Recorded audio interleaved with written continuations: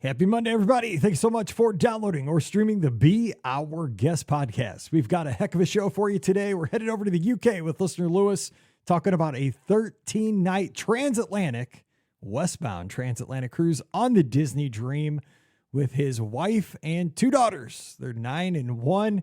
And we talk about, of course, all the aspects of this adventure, the stateroom, the dining, the entertainment, what it's like to be out in the middle of the Atlantic Ocean for 13 days and more. I mean, this was an adventure, some choppy seas, celebrating Halloween on the ship, both officially and unofficially, being on the ship with some pretty famous people and more. So get ready to head out to sea. We're going to talk about Lighthouse Point, the Azores, Barcelona. It's so much fun. If you're a cruise fan, you're going to love today's show. Don't forget, today's podcast brought to you by the Magic for Less Travel. We'd love to help you plan your next Disney adventure for no additional cost to you. Walt Disney World, Disneyland, Disney Cruise Line with onboard credits for the same cost as booking directly with Disney Cruise Line. All that great stuff. Check out all the details today over at themagicforless.com. Please also use our Amazon affiliate link when you shop online. That one extra click supports everything we do throughout the year. It's beourguestpodcast.com/Amazon. And thank you so very much to our Patreon supporters. You guys make the show possible. We could not do this without your support. So again, a huge thank you to our Patreon supporters. You can also support us just $5 a month. And for that support, you get a bonus show called Mike in the Midwest. Come over this week. We'd love to have you. Patreon.com/Be Our Guest Podcast. Ready to take a trip to the world? You found the Be Our Guest Walt Disney World Trip Planning Podcast. This is where your memories come front and center on our podcast stage.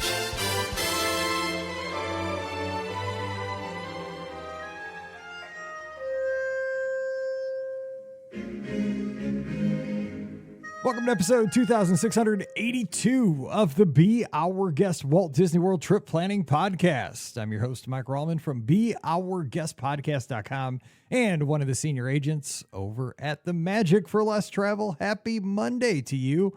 Of course, I hope you had a great weekend. Thanks for kicking off yet another week with us here on the show. Right in the throes of spring, so I know that you probably have that Benadryl handy and the pollen's everywhere, but, as you sniffle and sneeze, keep those AirPods in and take the Be Our Guest podcast with you. We're going to have a good time today because we're switching it up. We've had a great variety, I think, of trip reports here lately, land, world, cruising, just all over the place. And I love this, international guests, domestic guests.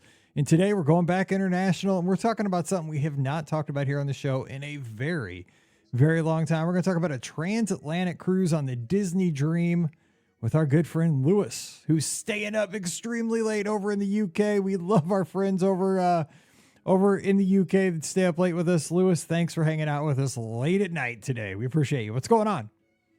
Hey, all good. Thank you very much for having me. Yeah, pleasure to be here. If I am a little bit jaded, that'll be why, because I'm in like mid post nap wake up. So yeah, but pleasure to be here. Well, let's just say you're up early. I mean, let's just call it what it is. This one. I have no idea if I'm actually going to be able to get back to sleep tonight, but we'll see. So how's spring over in your part of the world? Like what part of you in England, or like what part of the world you in? Yeah, I'm in England, so I'm in the sort of the south of the country, sort of south of London. We've been sort of treated to a fairly decent last couple of weeks. Very, very warm, almost summer-like for a week or two. Just very pleasant over the Easter break, which was lovely. And actually just come back from an awesome trip to the southwest of the country. So beautiful part of England, which is called Cornwall. So family and I spent Easter down there last week, which was excellent. Let me ask you this. So we're going to kind of dive into your Disney cruise here in just a second, this transatlantic, and I'm super excited to hear about that. But you also went to Universal on the tail end of that, spoiler alert. But you guys got news that you're going to get a Universal park over there in your neck of the woods here. Cool. What's the reaction of folks over there to that news? Yeah, past couple weeks? Great question. I think absolute excitement. I think especially coming off the heels of just seeing how awesome, epic Universe looks. So you're like, right, well, not only are we getting a park now in the UK, we're probably going to get a resort, an amazing park, a really high standard. So very, very excited. A lot of buzz. Obviously, a lot of friends and family who are also big Florida and Walt Disney World addicts are like jumping for joy at the fact that we're going to have a park, and it's only really only a matter of a few years away. So yeah, very excited about that. I think there isn't much competition in the UK for parks. A lot of the parks we do have are very tired. So I think Universal have been very, very shrewd with opening up one in the UK and sort of tapping into that market. I don't think it will sort of cannibalize the US travel at all, but I think it will just complement it as another add-on to your kind of yearly itinerary. Yeah, I agree. I think that it's going to be a huge draw over there, but I also think that it's going to be very tempting for folks in the United States that are interested in that IP, right? That are fans of all the the Harry Potter stuff and the Nintendo stuff that just need a different take. I think that a lot of folks that are Disney fans, that are Universal fans, that are theme park fans, right? The folks that listen to our shows, that listen to all the podcasts, we tend to almost be completionists when it comes to not just our collections with resort mugs or, what pins, whatever we collect, but I think we want to try to always sail all the ships, go to all the theme parks, see all the things. So, and I don't think that's a bad thing, because in this instance, that gets you, like if I was that way, it'd get me to go over and see England, and I would also get to explore another country and get to, explore another culture too, which would be, really cool for me. So I'm all for this. I'm excited for that. Yeah, that's a really good point, actually, because you think about it, we've no, whether we admit it or not, we've probably all got on our bucket list to one day tick off all the Disney parks, haven't we? But perhaps that's also going to be a goal for the Universal parks at the time as they continue to sort of grow their footprint across the world. So yeah, it's very good point. Works both ways, doesn't it? Yep. So tell us about your Disney fandom. Like, how did it start young, or did you pick it up later on in life? And what's your backstory? A bit of both. I think definitely picked it up later in life. But actually, if I was reflecting on this the other day, I was like, when I was a kid, uh, I, I I was a Disney fan, but I didn't know I was. So think back to when I was a child at home, we had this like big wooden mahogany cabinet in the corner, and it was like bustling with all of the old video cassette tapes. And I was kind of fortunate enough that my mum used to work in a video store and a game store, so she used to bring back all these videos and games. And I didn't realise they were Disney, but I used to be sitting there religiously after school watching like the classics, the Sword in the Stone, the Robin Hoods, the Lion Kings. But I didn't really know it was Disney. They were just cartoons to me at the time. So I had that. But actually, I guess pre-Disney taking over Marvel, my fandom really started as a real little kid with comic books, superheroes. So prior to Disney taking over Marvel, but that's predominantly where my love for the sort of the sci-fi and the fantasy started.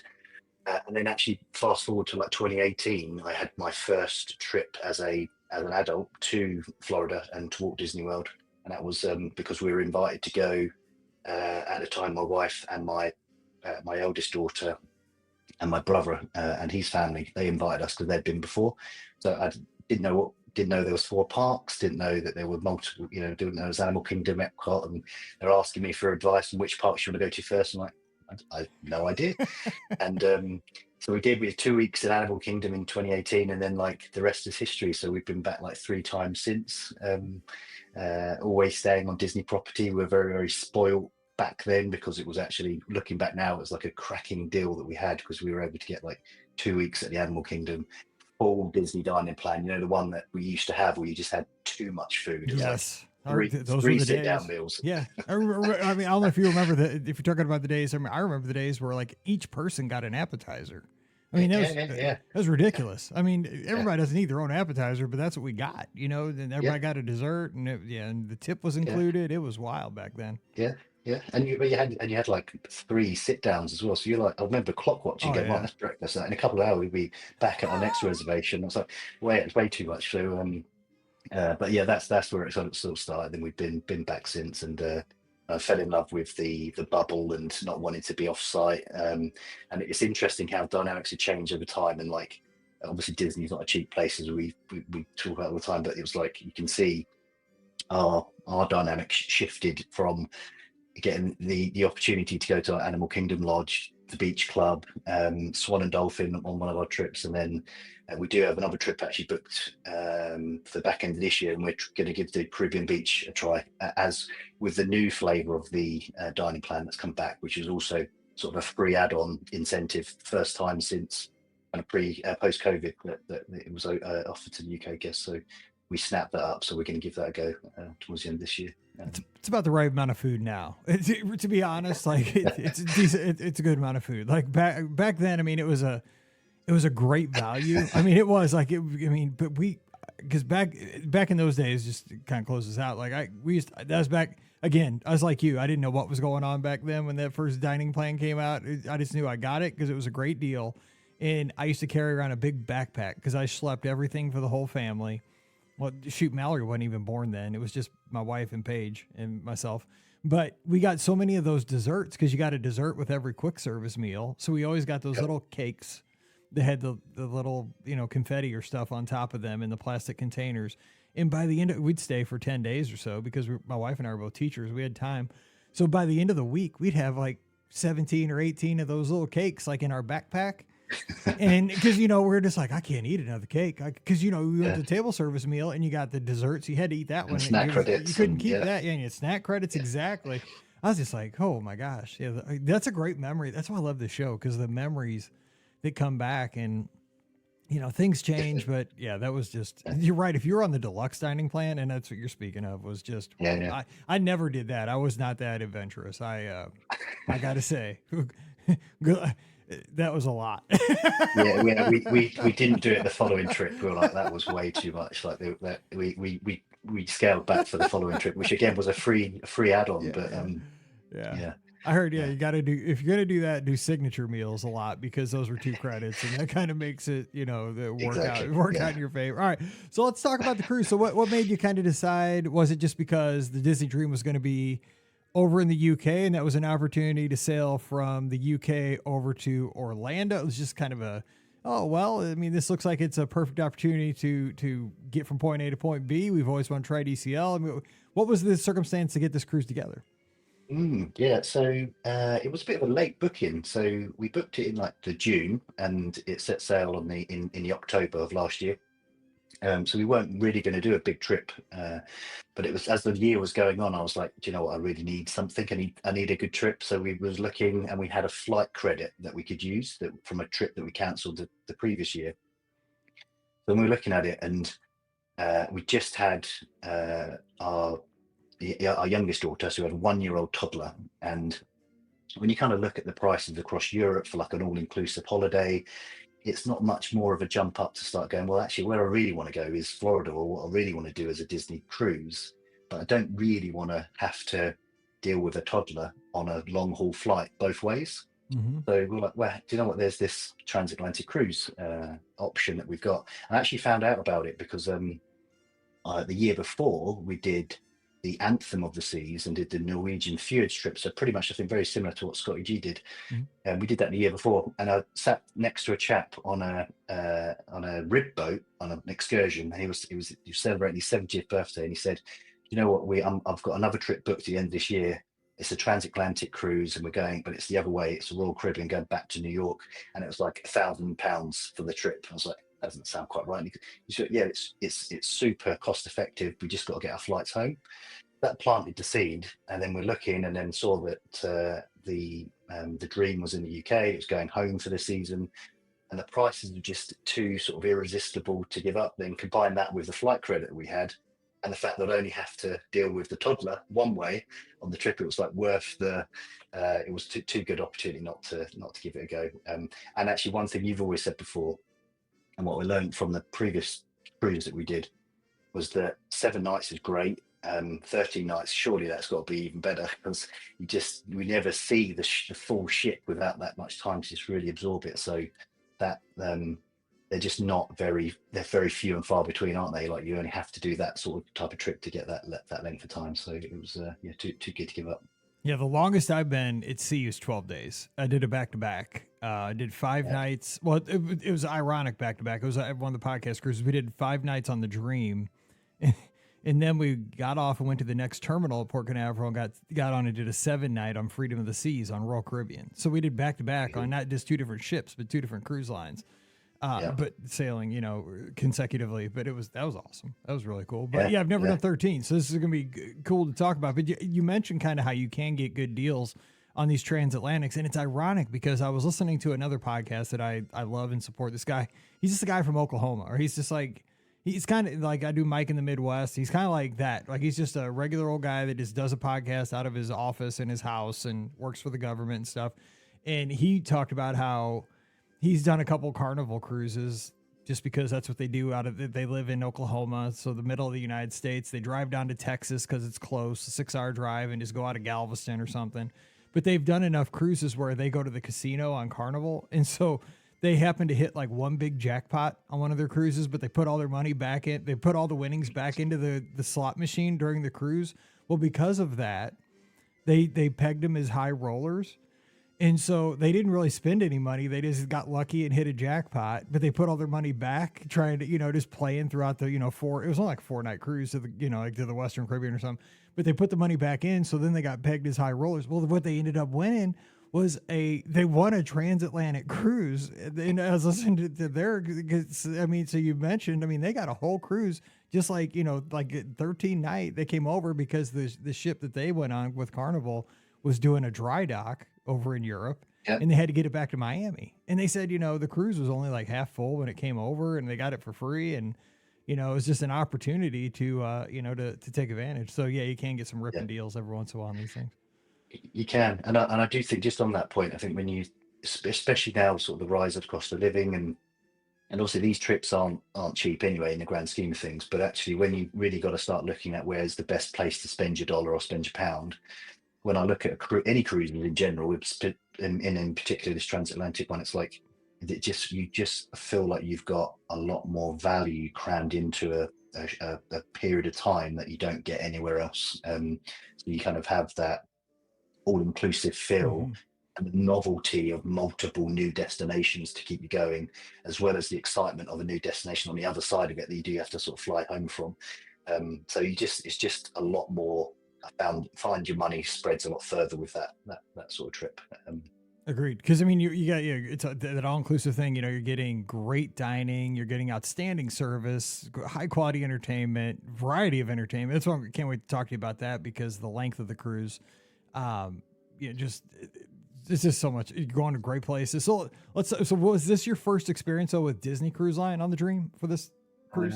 First on the Dream. Okay, so we did do a taster cruise when the ships were stranded post COVID. We got a 2-night staycation cruise on the Magic. I remember those. We just went up and down like the coast of Kent in the UK for 2 nights, and we did that because we were curious about cruising. We didn't want to commit to one and weren't sure really if we'd like it or not. So that was, again, too irresistible to give up, because it was a once in a lifetime opportunity with the particular situation and scenario that was unfolding. So we did that, and we're like, do you know what? We quite like it. I felt the Magic was quite small. So I felt like if I really want to do a bigger trip, I need a bigger ship. I need a bigger ship. So I did get that sort of learning from it. And then we did I'd always wanted to do the Norwegian Fjords cruise, so that again was a great opportunity on the Royal Caribbean. But this was the first time on a bigger Disney ship. I'll be curious too. Don't let me forget. I want to have you compare the Dream to the Anthem at the end, because the Anthem is very state of the art. It's got a lot of bells and whistles, a lot of Vegas to it. Yes. I haven't been on it, but I've heard a lot of people that have sailed it. So it's got the robotic bartenders and stuff like. It's something that it's not Disney. Disney's going for those classic ocean liner kind of look, and feel. Which I love that, but Anthem of the Seas is like it's like the Vegas Strip, like a sea, and it's fun because I've been on a couple other ships too. They're fun. I had a blast, but they're totally different feel. Bonkers, yeah. They're wild. They go for the wild, man. And there's something to be said for that too. 2 different experiences, and they're cheaper too sometimes. A lot of times. Yes. So 13 nights. So picking your stateroom is more important when you're going to be in that stateroom for 13 nights, especially in your situation, because you got a family and you had a toddler. Yep. So what was your family makeup, and what kind of stateroom did you guys pick? So there's two daughters and my wife. So my daughter's Penelope was 9 at the time, and then our youngest Harmony was 1. So very challenging age. And we had I a hear you. veranda. Yeah, 2 daughters too. I hear you, man. You would pick could you get a suite? yeah. Couldn't quite stretch to a suite, but we had a veranda stateroom, which was more than sufficient. Really was. So is actually, so for anyone that's really thinking about doing it, the fact that we get a travel cot crib set up for us in the room, and all your diaper genie and all the equipment that you sort of need that Disney provide for you. So that it was really more than sufficient. And then you had the sort of the sofa bed and bunk beds that Penelope was able to be alternated, the top bunk and the bottom bunk, and then the housekeeping was so great every day. It's so frequent that that's put away, so you've still got some room to move around and maneuver. And then you've also got that extension of the balcony. The one thing that I get, the good learning that we had from talking to the local sort of travel agents that booked it for us, was that we were on the 7th floor, slightly towards the mid aft, also mid towards the back of the ship, but it was on port side, which is quite important when you're going westbound, because you want the sun coming up and you want the sun coming into your room, so you have sun on your balcony most of the day. But if you're going eastbound, you ideally want the opposite side of the ship. So it's kind of just a cool tip to bear that in mind, because you Good tip. otherwise you can be a bit chilly otherwise. See, I would have never thought that. But if you're doing that for 13 days, that's something to think about. Because, the biggest thing that we always get, in my work, right, because I book a lot of cruises for folks, it's always you want the starboard side, because a lot of my cruisers are going to Castaway Cay, right? And they're like, okay, I want that one that overlooks Castaway Cay when it's docked. But that's a good point. But it's very unique sailing. This one, these transatlantics, you got to remember that they only do this, twice a year. They don't go. You're not booking this one like, oh, I want to do this one on March, or I want to do this in April or May. No, you got like 2 shots. And you get 1 shot a year on the one, the one way. So it's a very unique opportunity, but it's a great opportunity. So, but you found you know what? I've sailed deck 7 aft on the Dream, and I love it, because you're only a couple decks up to the buffet, a few decks down to all the entertainment. That's deck 7, 8, 9, good spots. Good. Yes. You can't go wrong. It was absolutely, it was spot on. As you said, it was just a short walk to get to the main areas.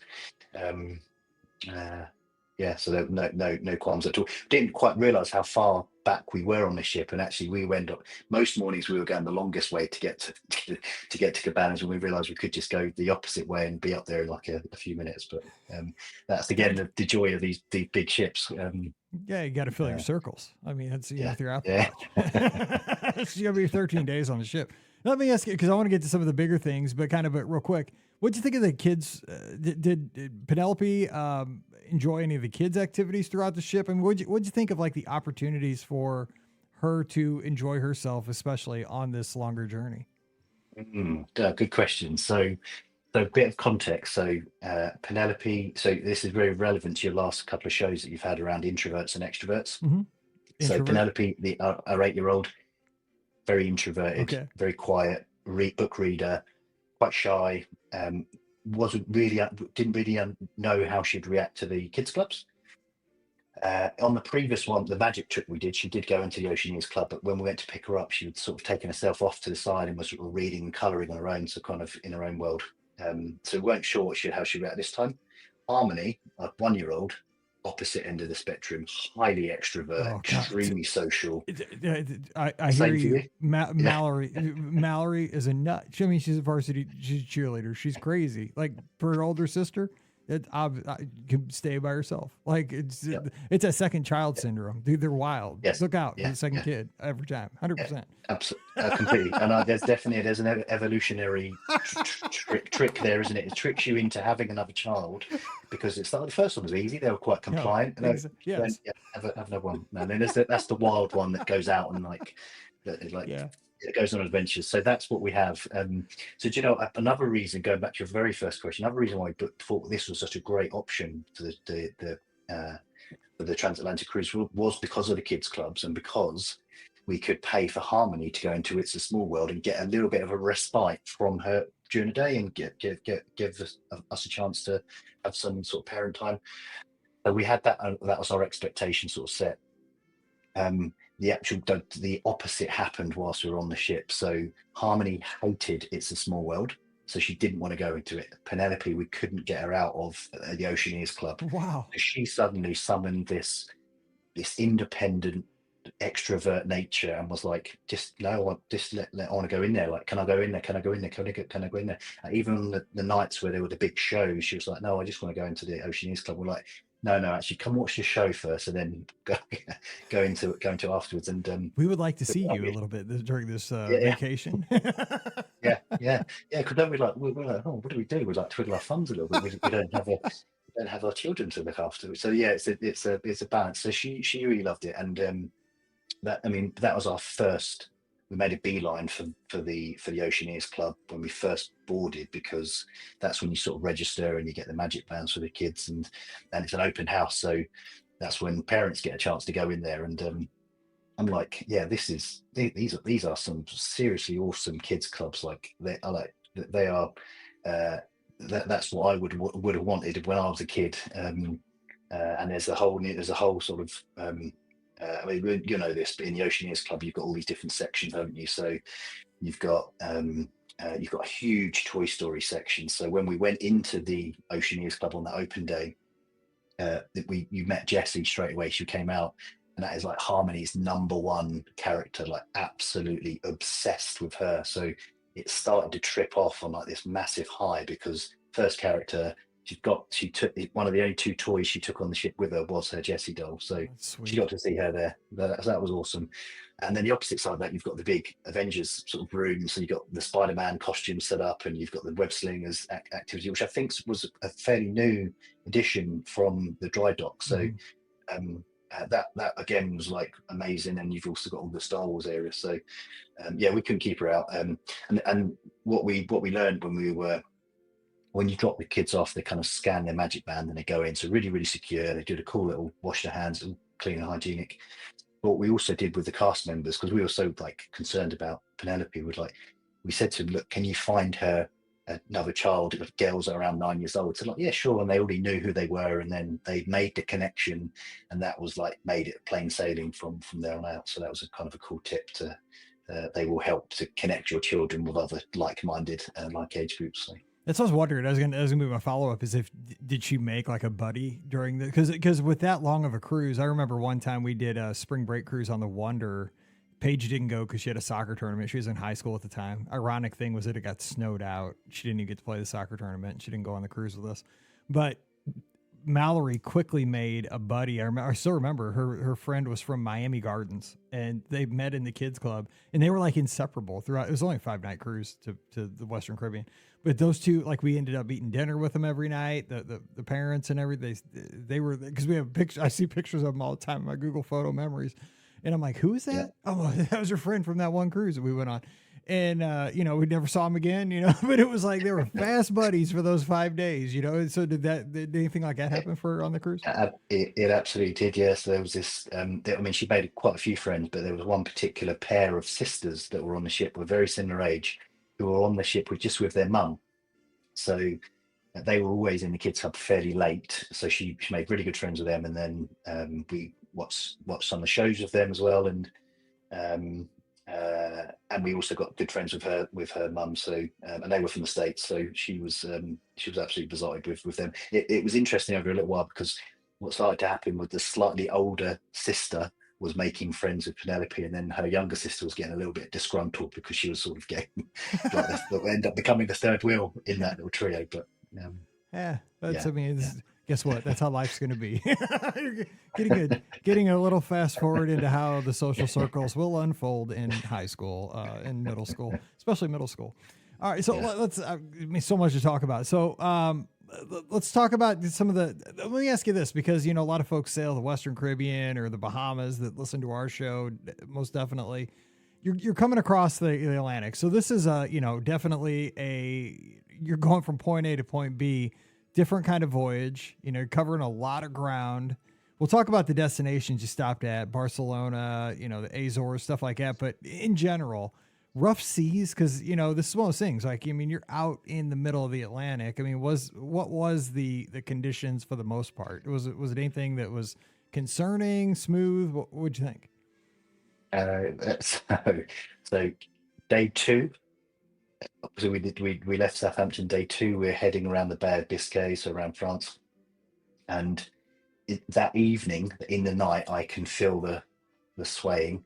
Very familiar because the same thing happened on the Anthem when I was on it the previous year, where I felt like, I don't know if you, it reminded me of the I don't know if you've ever seen the Ace Ventura film where Jim Carrey is getting like thrust around in the pool by like a shark, I think, and that's what I felt like on the Anthem. I was like, I was just being thrown around on the bed like this, and that was really bad.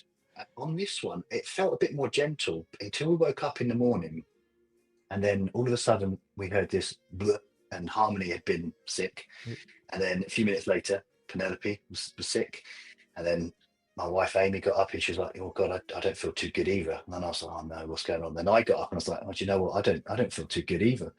And then uh, another top tip actually I got from you a long time ago was that we joined a Facebook group on for the to get build up excitement and build a community, and then that migrated to WhatsApp, a massive WhatsApp group. So look on that, and then everyone's like, you ping, ping, ping, ping, ping, ping. Is everyone feeling all right? Like, and the whole ship was like down because it was such choppy seas overnight. I don't want to scare anyone for this because this was just the one time it happened, but it was quite bad. I didn't realize it was that bad, but it's happening during the night, so you wake up and you really, really are quite seasick. And you reading a commentary from the other passengers saying they're in exactly the same boat, literally in the same boat. And then, so I was like, well, I can't. We'd had a we had a reservation for Harmony to go into It's a Small World nursery that morning. Penelope was refusing to take any sort of travel sickness tablet, whereas Harmony was like, "Yeah, give me that." She just chomped on it and ate it, and so she was good. I had a protein shake with me and a caffeine drink, and I was like, I need to get something in my tummy. And then as soon as I had that, it straightened me out completely. So I actually got up, took Harmony out with me, put her into the nursery for an hour when I got breakfast, whilst Penelope and Amy were in bed, just like recovering because they just couldn't move. And then the whole ship was just dead because everybody was doing the same thing. And I thought I need to get something in Penelope, so I'll go down to the med bay to see if they've got anything more appetizing as a travel suite, like a chewable one. And I go down there, and honestly, Mike, like a morgue. It was like a morgue. All these workers were down there, like with oxygen masks and just laid back with red eyes. Oh and no! really, Oh really no! quite See, ill. I don't need to see that. And I was like, what? And then and actually what they just have the tablets out on the counter, like you can Oh just my take them. god! Oh my They're god! just like have them. I So feel like this was day 2. See, this was day I'd rather two. see this on day 11. Yeah, This would not be a good sign. exactly. I was thinking the same thing. I was like, oh no, this is not good because if Penelope gets a bad experience, she'll be quite anxious then for the rest of the trip. So I was Right. thinking this is not a good start. So eventually managed to coach her to come out of the room, and they start to get a little bit better. And we go to the restaurant. Apples, another top tip, is apparently a good treat to offset seasickness. Is the apples? It's the fibre in them apparently. So try to eat some. Tried to get Penelope to eat some apples.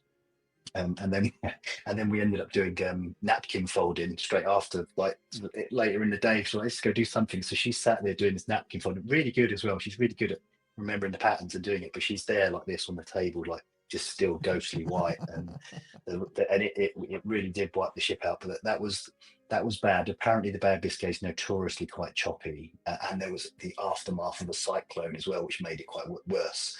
But other than that, my wife says it was quite choppy the rest of the trip as well, but we got used to it. But it wasn't that bad. It was okay. Yeah. Yeah, I just know it is something to just, something to keep in the back of your mind that it is not going to be, as I think we are spoiled for those people that do the Bahamian cruises and the Caribbean cruises, because a lot of times you be, oh, the ship's it's smooth as silk for the most part, because you are in the open ocean out there in the middle of the Atlantic. You are going to move. But I mean, it's you take your bonine, take your whatever methods you use, and I think you're going to be fine. You do have the occasional days where it does get wild, but I mean, I even had that with the Treasure when we just did that little preview 3-night Really? thing. That last night we came in, man, I almost fell out of the bed. It was so rough. And we were just doing a Bahamian cruise. I was like, what is going on? It happens. It's a It boat. does. Yeah, it does. It's a It boat. is few and far between, and um, yeah, yeah. So I wouldn't want to scare everyone off from doing that sort of trip just because of that. But it is sort of avoidable. You can mitigate the severity of it. But a funny story nonetheless to think about. So, yeah, I mean, yeah, they're always good stories. Yeah, because I remember us woke up in the night like, I screamed because it sounded like we hit something. It was a big wave because I was in the very front of the ship on that preview because you didn't pick your staterooms. It's just like I was on deck 10 in the front. I swore we hit something. I told because Ben, one of our travel agents, was with us. I was like, Ben, I think we just hit something. I'm like, are we still in the ocean? He's like, yes, go to bed. I was like, I think we hit something. Because the ship dropped like 100 feet, I felt like I fell out of my bed as well. Anyway, so give us some highlights, though, of your stops. Because, obviously we only have about 50 minutes for the show, and we're telling all these stories. I could go for 3 hours on this, but what was a highlight or two of the destinations? Because, I mean, obviously these are places that Disney Cruise Line doesn't typically go. Yeah, so they were all pleasant in their own regard. So we had for the listeners' benefit, we had Spain, Portugal. So that was Lisbon, the Azores, and then Lighthouse Point as the final one. So Lisbon was great because it was glorious weather and it was just lovely. And so in all of these trips, what some great excursions opportunities, but with a toddler, we decided not to do them. Now we did when we got to the Azores, we did have whale watching booked, and we also had Harmony booked into the nursery. It's a Small World for like a good 5-6 hours. So we did that way in advance. So we were like, well, let's see if we're comfortable getting off the ship and leaving her and going on this whale watching excursion. But just because she was so allergic, had such an allergic reaction to the nursery, we decided to cancel that trip, and we just sort of took a really nice slow walk around all of those destinations, which was just perfect in terms of getting to see, particularly in Spain and in Portugal. In Spain, they were just putting up their Christmas decorations, so you started to like it as a real nice treat for the senses. Portugal was awesome because it was lovely weather and it was culturally it was lovely. And you had we ended up going for quite a long walk and then finding a lovely square and sitting down and just having a few beers and a few drinks whilst we. And the bit that we did find as well, though, and again, it made a bit of a learning for other parents, is that what we found was that Penelope didn't want to get off the ship. The ship is so alluring and she just wants to be in the pool or in the Oceaneers Club. She's like every 5 minutes, when are we going back? When are we going back? And almost getting quite anxious because she just doesn't want to get too far away from it on the ship. Hey, I'd get along well with her. I'm the same way. Shout out Penelope. Now I'm think I'm the same way. So actually, you know what? Hey, all the good food's there. All the entertainment. It's what's not to like? Yeah, then you get a bit more of a stillness, don't you? Because there's a lot of people off the ship, so you get kind of a bit more space. So, but she started. I don't know what happened, but I think she might have heard us say something or heard another family say about like people missing their boarding time. Yeah, that would do it. She was getting anxious about that as well. And so the good thing about Portugal was that the square that we'd found was literally just, you could look around a corner, you could see the ship was there. So we were like stones throw from it. So that was nice. And of course, Lighthouse Point, that was a huge highlight. So it's funny because the actual itinerary started and it was Castaway Cay, and it changed partway through the year. I think because it just been launched and they've been able to get us onto that island. There's a little bit of intrepidation coming up to that because you do hear stories about, are they going to be able to dock because of weather, and that was quite a jewel in the crown with that particular trip, particularly with the Westbound and it being the last stop before you get off. It was like a really nice way to do it. So that was definitely the highlight. We enjoyed that time. It's a shame it was the shortest time that you had in that destination. We could have done with another couple of hours, but we did enjoy that. And you've heard all the reviews before just about how kind of crystal clear and it manicured within an inch of its life, very pristine. We did make the mistake of booking banana boat trip there with Penelope and I. I would never do that again. That was I don't know how anyone thinks that's enjoyable. No, I've seen it. I mean, I've done parasailing with the girls, and that's terrifying. But I've done it. But yeah, banana boat. My cousin, his kid's a bull rider. No, no, No, it looks like bull yeah, riding on water.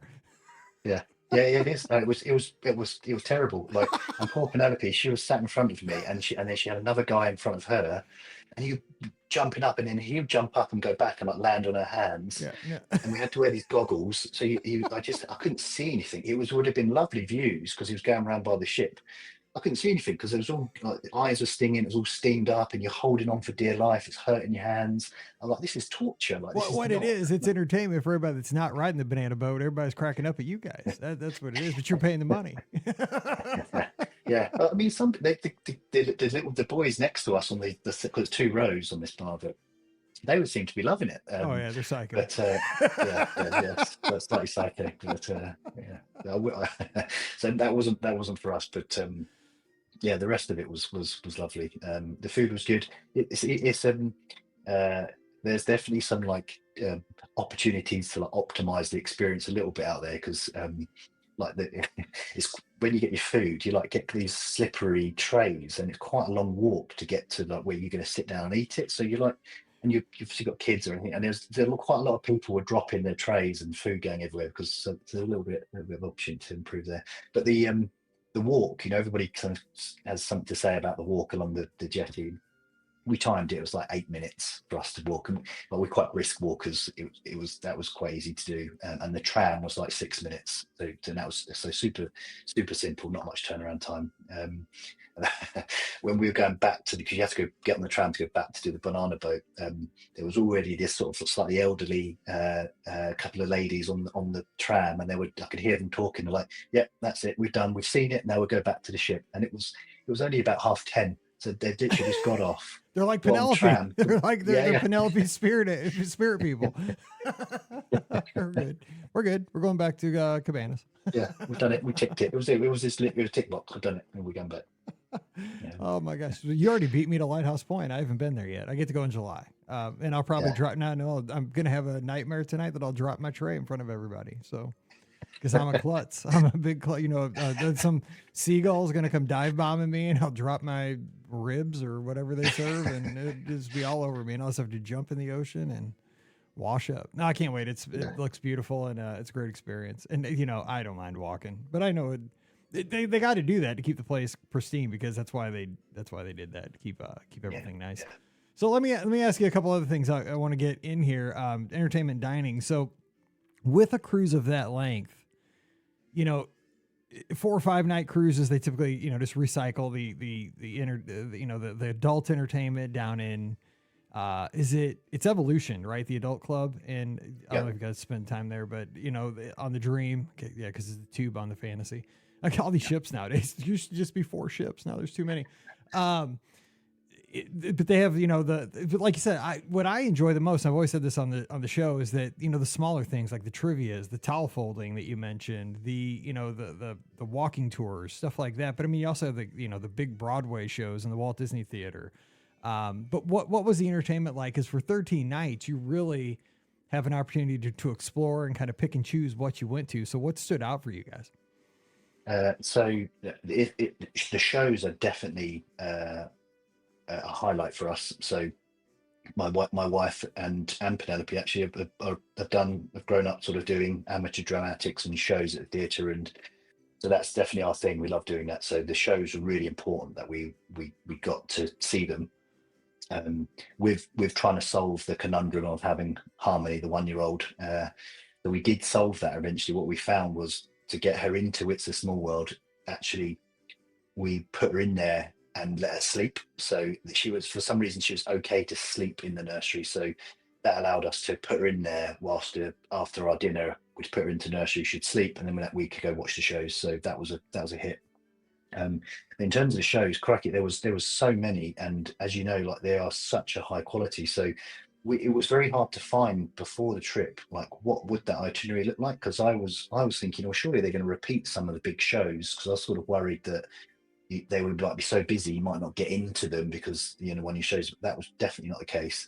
They did show the main Broadway shows just once. So we had the Golden Mickey, so the big shows, the Golden Mickey show.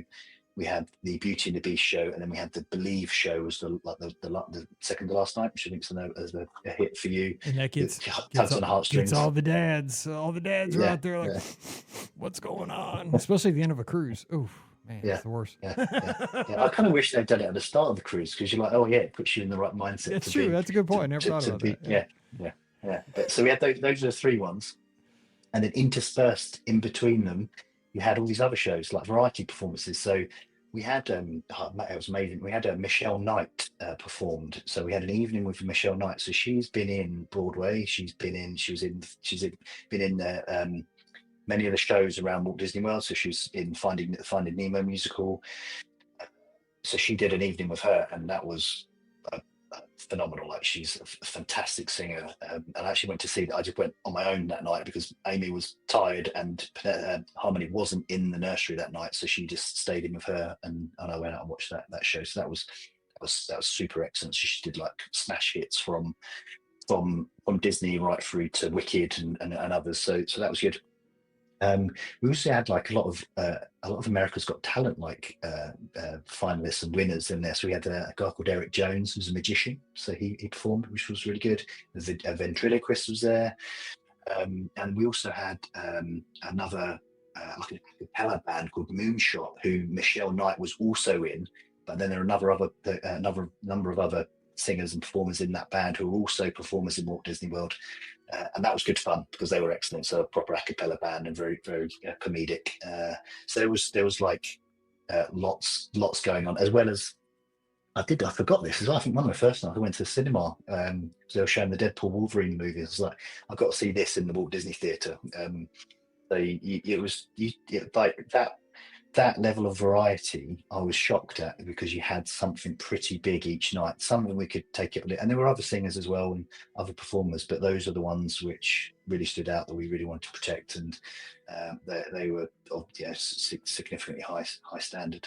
Yeah, and the thing too, for folks who haven't sailed, and I know we have a few people in the audience that are huge, theme park fans, maybe not sailed on a Disney cruise, is that when you're on the ship, the greatest thing is that you're seeing these in the small venues, and the quality, just like Lewis said, is so high. And, it's a small venue, it's up close, and you're so relaxed on a cruise because you have nothing else to do. You're out at sea. You don't have any, you have nowhere to go. You don't have any, you're not stressed about being anywhere else. You don't have to worry about, I have to be at an ADR, because these are opposite your dinner time. So it just works into your schedule really well. You've usually had a good day on the beach that day, or at some port doing something fun, exploring a cool place. And it's just, the entertainment on the ships is just, it's unmatched. It's so much fun because it could be a big Broadway style show one night. And like you say, a lot of times, the ventriloquist or the magician will steal the show. The next night you're like, I'll just go and see what it's like. I probably won't like this. And then you're like, oh, and then all of a sudden, at the end of the show, you're getting a selfie with them on the way out because they were the coolest thing ever. That's so me. Yeah. On that though, the other interesting dynamic with this sort of cruise is that a lot of these performers are also enjoying the cruise. They're on it for the duration. So some get on and off at the ports, but with this one, you're then sitting around the pool and you have Michelle Knight sat there with her family because they're on the ship as well, and you bump into them, and she actually helped us get off the ship at the end, and we made a funny quip about her coming with us to help babysit Harmony, and so it's just a really surreal kind of environment. And also and you kind of sat in the lobby and you'll see we had Don Williams, a Disney artist, was also on the ship, so signing paintings. So one morning we got up and we had a bespoke print in our room that you could then book a slot to go into the Walt Disney Theatre to get him to sign it, and then you'll see him just sat around in the lobby, and so quite surreal from that perspective. That's quite a special sort of quirk of a cruise of that length. Yeah, it is. I got to do one. I still remember back in the day with Stuart Scott from ESPN, because I'm a sports fan, and I just, he sailed the whole cruise with us. And I remember I sang karaoke with the guy. Rest in peace, Stuart Scott. But it was, and that night, I mean, this was early. This was when Disney Cruise Line first launched. I don't know if they would do this anymore, but it was, you had to do a shot of tequila every time you sang a song. And poor Stuart, his wife, dragged him off the stage. He was singing "All for You" by Sister Hazel. That was his last song before his wife dragged him off the stage. But man, that was a fun night, and that was on the Disney Magic, I think. Yes, but he signed an autograph for me. Oh my gosh, he signed an autograph for me. I had it hanging in my classroom because he said something like, "To Mr. Rahman's students, listen to him. He's not here to babysit you," because his mom was a teacher, and he was signing books and talking about. He did talks around the ship, during the cruise about broadcasting and sports and stuff like it. But you're right. I mean, you get these cool opportunities on cruises a lot of times. Yeah. So much fun. Yeah, I wish they did more of that. Go ahead. No, amazing. Yeah. I just think when you think back and reflect on that, that's just stuck with you, and it's creating a long lasting impression. It's it's crazy that you can get those sort of experiences. Oh man, I still can't. I mean, like I look back, I'm like, did I really like sing karaoke on a Disney cruise line ship with Stuart Scott? Yeah, I did. It was, and people are like, "No, you didn't." Because if you were, this is the old people, but they used to have a radio broadcasting booth on the Disney Cruise Line on the old ships, like the Magic and the Wonder and the Forward Funnel. It used to be a radio booth, like up in the Forward Funnel. Now they put staterooms in them and stuff in the retrofits because they want to get. It's not a radio station booth is not generating revenue exactly, but they used to put an ESPN radio booth so they could do like radio shows at sea, and that's kind of what they used it for. But it was really, God, that was so cool. Anyway, so let's talk dining. I want to talk dining because you guys were there for 13 nights. What was the hit restaurant of the Disney Dream for your family, would you say? I don't know.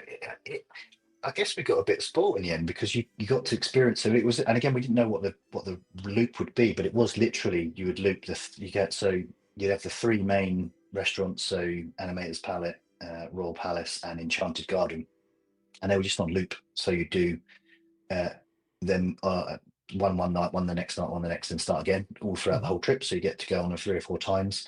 They're all much of a muchness, really. I think. I did find is that. I think we were definitely probably Animator's Palette because that was the most interactive. They kind of spread out the shows throughout the trip. So the first night they didn't really do a show, but then the second time we were in there, they did the Crush, the Turtle Talk interactivity on the screens, and then on the last time that we were in there, they did the drawing, the kind of animated drawing piece. So that was quite fun. You definitely sort of notice. Some of them are a little bit more kind of like crammed than others. And we'd requested before we went to have our own table. So to not to be as sociable as possible, mainly because Harmony can be really challenging at a table. Right. Really want to you might be doing that might be doing that for the other people, not just you guys. Yeah, absolutely. Exactly. Yeah. But I'd still wonder now that the table we had next to us was so close, and it was a family with similar age children. And I just wonder if they were meant to be on our table as well, because they do that, don't they? They try to they do. Yeah, they look at that. Yeah, they match up similar party groups. Yep.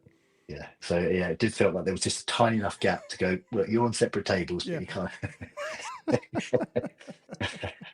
What is the limit to separate tables? 9 inches. Yeah. It's very difficult trying to get around that table sometimes. I'm not like brushing the poor guy with like my backside as I'm going around, but no, that was good. We didn't do any of the paid for like Paolo or Remy's, just because we didn't really have the opportunity to do it with the children. But we did hear there were some people that just literally did those every night. I've heard that. I don't roll that way, but I've had people that I know that they've gone on cruises and never gone to the main dining room. I'm like, you roll. I like the way you roll. I don't roll that way, but hey, man, that's another way to go. Because they're just like, I love Remy and I love Paolo, and I'm on a cruise and this is a splurge. I'm like, hey, it's not that expensive. Honestly, it's cheaper than. It's like $50 a person. I mean, you'd pay that if you went out to a steakhouse. Whatever.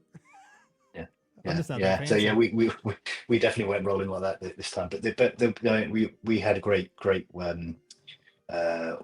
host team as well. So who obviously they stay with you throughout the whole rotation. So they were excellent, and it was quite funny because it was Harmony's second birthday the weekend when we got home. at the start of the trip, Melroy, one of the waiters, like, you got any special occasions coming up? We're like, well, not quite, but Harmony's going to be 2 in a matter of a week or so. So they remembered that. So on the last night, on the last meal, they came round, and a whole host, loads of them came round and sang a happy birthday. That was a bit of a, and he, and they like, a picky eater. Harmony wasn't eating anything, but every night she would want a strawberry yogurt in a pot. And they don't do that in restaurants. So every night they'd have to go up to Cabanas and get her one and bring it down. And they did that every night. So like Melroy would come and go, here you go, Madeline, here you go, princess, here it is. And she'd eat that every night. So That's a cool stuff, because Disney Cruise Line will do that stuff. They will go the extra mile, and you build that relationship with your serving team that I can imagine after 13 nights, you definitely probably want to bring them home with you. yeah, they were very good. Yeah, they were lovely. We kind of felt bad that we were there every night, but and like not giving them a night off. But No, they probably loved you guys. I'm sure. I mean, I think they like you being there. You know, it's I don't know. That's how I feel, because we go to the main dining room almost every night too, because we enjoy being there with our serving team. Like we do. I always go to Palo one night. I don't go to Remy. It's too fancy for me, or Ashante. That's just that's out of my league. Palo is nice. I do like Palo. That's as fancy as I get. But I enjoy, like when I'm at Palo though, I feel like, oh man, I'm missing my serving team, because I just feel like that's part of the whole experience. You know, they always ask how your day was, and you know, I don't know. I'm just kind of average Joe though. That's my thing. Yeah. No, it's a good point. And actually, one thing I learned quite quickly was like listen to them as well. Like listen to your wait team. Yes. So if they tell you if they recommend a dish, probably just take that one, because on the odd evenings where I chose a dish that they didn't recommend, it wasn't the best one. But every time they were very open and honest. Like no, don't have that one. Have this one. So that you kind of build that relationship as well, and that level of trust. So they want you to have a good time, don't they? So they want them to swerve anything that's perhaps not great in terms of some of the food. So Now, see, I'm old here. Now, one thing that just crossed my mind: Harmony too old for the diaper dash at one? yeah, she's walking, so she's still in diapers, but she's walking, so we couldn't do it. Yeah, we and yeah, there's no way we could have tried to could have get her to cheated. crawl. I mean, like you know, I'm just gonna call it out right now. I've seen kids in that thing that I know they're cheating. Those kids probably they've probably run, you know, for 2 years, but their parents are like, look, don't run or walk, just crawl, because they're so hungry for those prizes. Because I mean, like I couldn't crawl that fast for sure, and they dart across that atrium or whatever. It's not right. But I mean, was there any like did you guys play trivia at some point? Did you see the diaper dash? Was there any other kind of fun, like minor things that you guys took part in? We saw the diaper dash. Yeah, we didn't take part in it. I mean, Harmony can't sit still for more than two seconds, so she would have been crawling about that. You did the chase the toddler dash. Yeah. We didn't do any of the we didn't do any of the kind of the trivias. We did the napkin folding, as I said. I was close to doing the beer tasting, but it was always at like 11 in the morning. So I wasn't quite. No, you're on holiday. Come on, you're from the UK. I thought people in the UK could drink beer anytime. Come on now. It was a little bit too much. A little bit too much for me. The one thing we haven't spoken about though, in terms of entertainment. So this is and you've mentioned it many times before.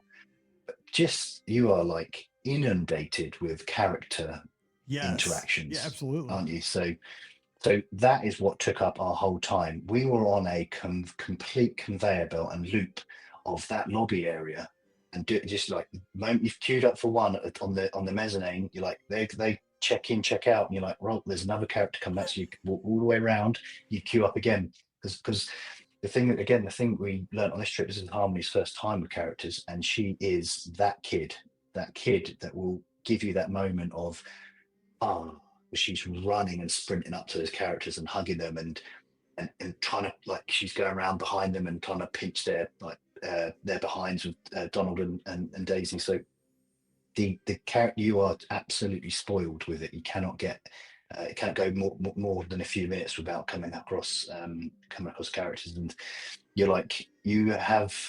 So if that is your thing, and it is obviously a thing for a lot of Disney fans, isn't it, is to get those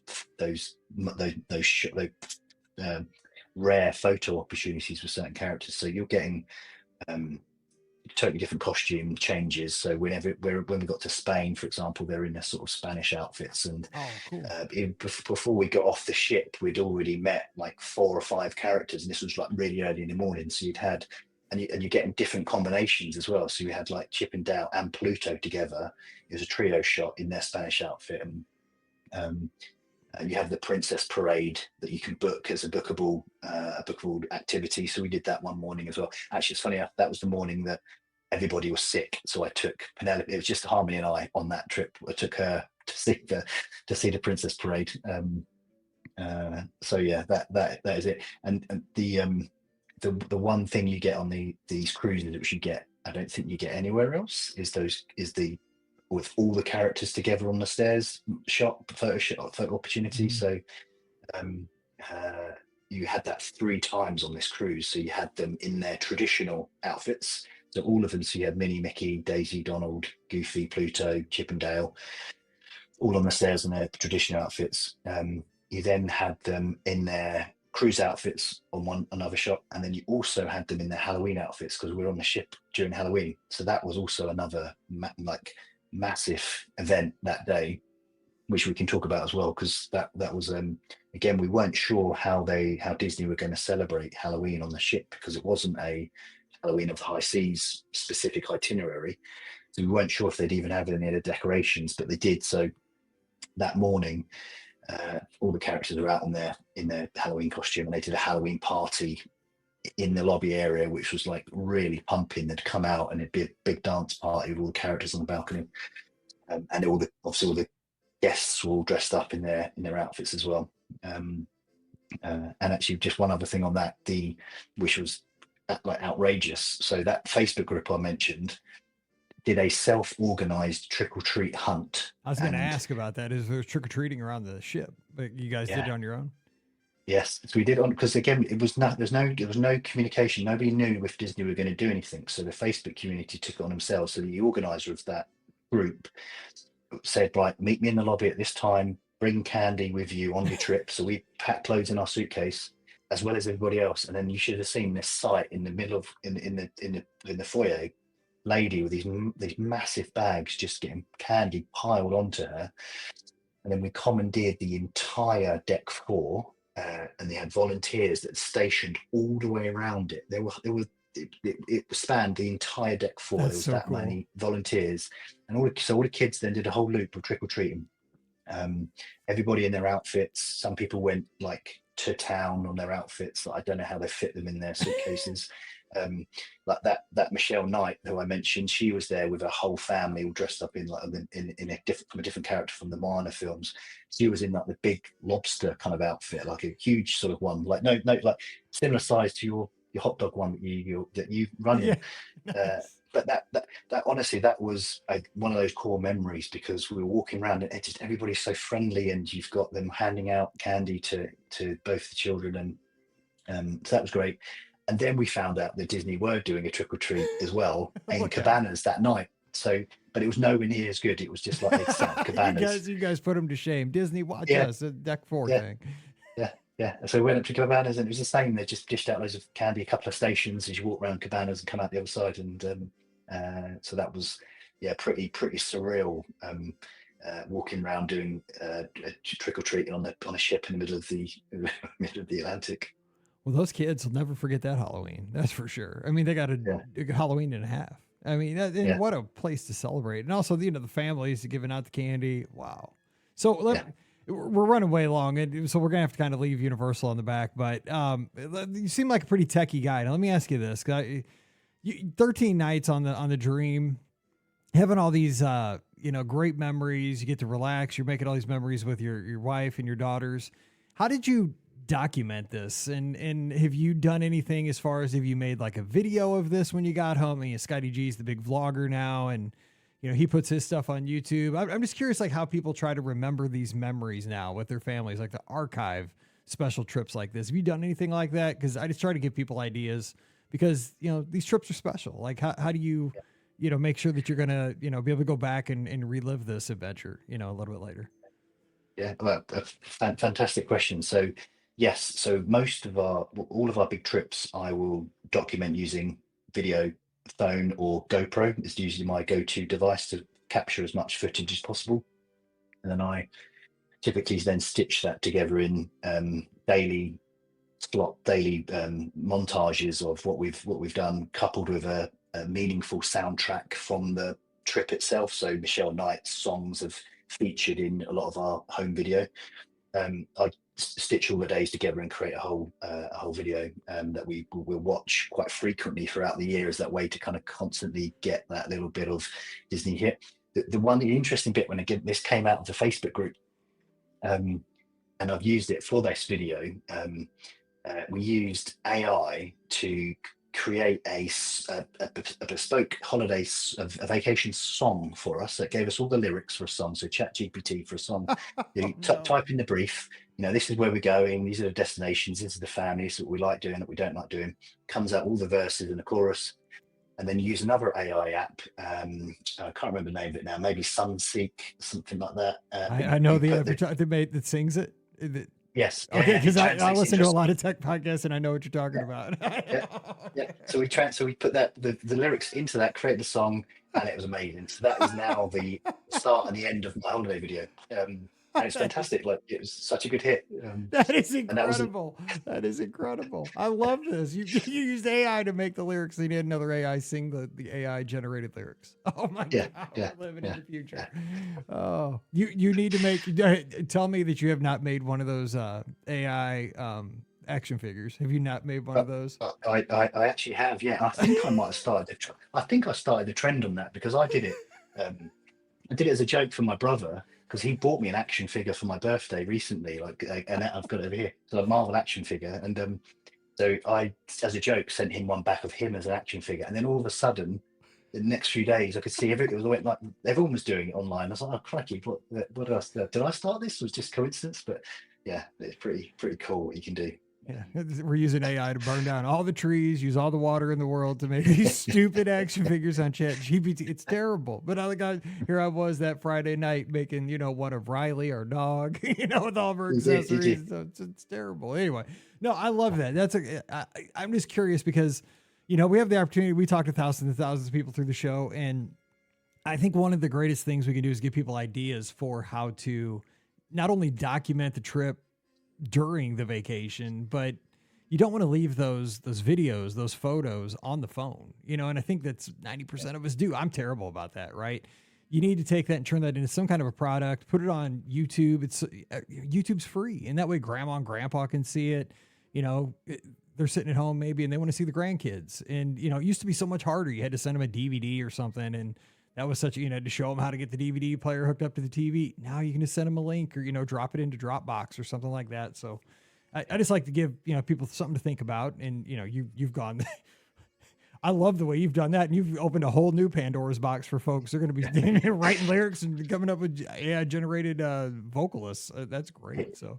Yeah, we definitely leveled up this year's last year's holiday video. Yeah, that's amazing. I love it. Yeah. Oh my gosh. Well, hey, Louis, I appreciate you staying up late with us, and man, what a great voyage. Any last memories from the trip though, as we close out? Like any one last story or a tip? Would you do this again? This kind of trip? Oh, 100% would do it again. Yeah, we possibly not next year, year after we'll do it, because next year the dream is back doing the Transatlantic next year. But I'd like to perhaps try a different one. The Fantasy's doing it this year. But we're heading back to Florida instead. The conventional way of flying at the back end of this year, but I would definitely do it. Definitely do it again. We are itching to get back on a ship, so we may do a different one before then, a shorter excursion.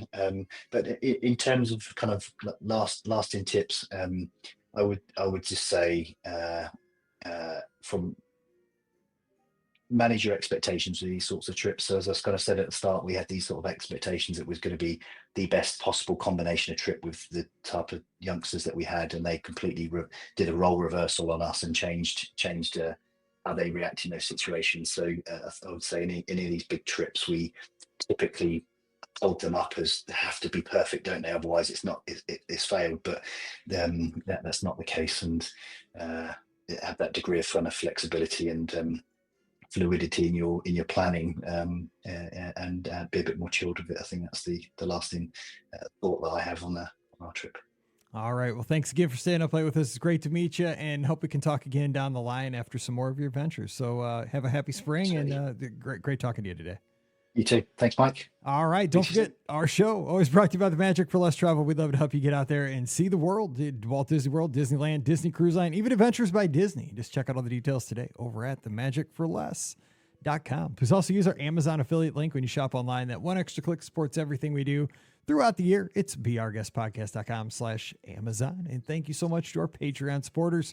You guys make all these shows possible. Could not do it without your support. You can support us just $5 a month. And for that support, you get a bonus show every week called Mike in the Midwest. Come over this week. We'd love to have you. Patreon.com/beourguestpodcast. You can give me a follow on the social media at beourguestmike. I'm on Instagram, X, and Threads. And you can also join me in the clubhouse. It's free for everybody. It's our live chat room. It is 24/7. It's like a message board, live chat kind of combo. It's got about 1,400 of our listeners over there all the time, talking Disney, talking life, talking sports, everything you want to talk about. It's a great hangout. Ricky's over there, Pam's there, Scott's there. We're all there. Come on over. It's beourguestpodcast.com/clubhouse. We'll be looking for you this week. And we'll have a live call-in show this Sunday night at 7 o'clock Eastern, 6 o'clock Central, opening up the phone lines, taking your calls. Be a part of the show. Join us on Facebook, YouTube, Instagram, Twitch, or X. That's 5. We're in 5 places. I think I got them all. If not, you know where we are. We've been doing this forever. All right. So for Lewis, who stayed up way late with us over in the UK, I'm Mike here in Missouri. Wishing you a great Monday. So until we talk again on Wednesday, have a great week. Stay safe, stay healthy, and we'll see you real soon. You've been listening to the Be Our Guest Walt Disney World Trip Planning Podcast. If you have questions, comments, or would like to be a guest on the show, please visit our website at beourguestpodcast.com. Thanks for listening, and we'll see you real soon.